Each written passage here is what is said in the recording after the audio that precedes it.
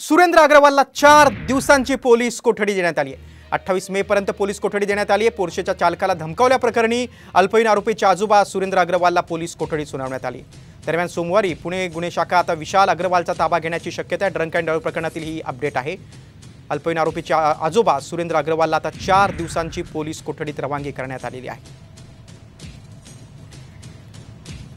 28 मे पर्यंत सुरेंद्र अग्रवाल कोठडीत असतील।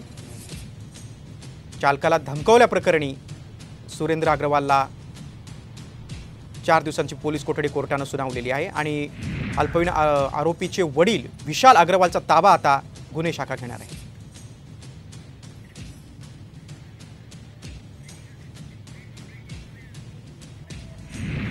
आता एक मोठी बातमी आहे। ड्रंक अँड ड्राइव्ह प्रकरणी विशाल अग्रवाल याचा ताबा आता गुन्हे शाखा घेणार आहे। चालकाला धमकावल्या प्रकरणी विशाल अग्रवाल जो बिल्डर आहे त्याचा ताबा पुणे गुन्हे शाखा घेणार असल्याची माहिती आहे आणि तसा अर्ज आता पुणे गुन्हे शाखेने केलेला आहे। अल्पवयीन आरोपीचे वडील बिल्डर विशाल अग्रवालचा ताबा गुन्हे शाखा घेणार आहे। कारण काय आहे तर ज्या दिवशी पोर्शेची घटना घडली, अपघाताची घटना घडली, तेव्हा पोर्शे कारचा जो चालक आहे त्या चालकाला डांबून ठेवलं होतं, त्याला धमकी दिली होती। त्या प्रकरणी आता बिल्डर विशाल अग्रवालचा ताबा पुण्याची गुन्हे शाखा घेणार आहे आणि गुन्हे शाखेने तसा अर्ज देखील कोर्टात केलेला आहे। दुसरीकडे अल्पवयीन आरोपीचे आजोबा सुरेंद्र अग्रवालला 4 दिवसांची पोलीस कोठडी दिलेली आहे, तर वडील आता विशाल अग्रवालचा ताबा गुन्हे शाखेचं पथक घेणार आहे आणि तसा अर्ज देखील त्यांनी कोर्टाकडे केलेला आहे।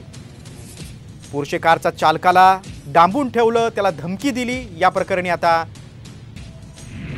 पोलीस विशाल अग्रवालचा ताबा घेणार आहेत। या प्रकरणी ड्रंक अँड ड्राइव्ह प्रकरणी आता पोलिसांनी चौकशीची व्याप्ती वाढवलेली आहे।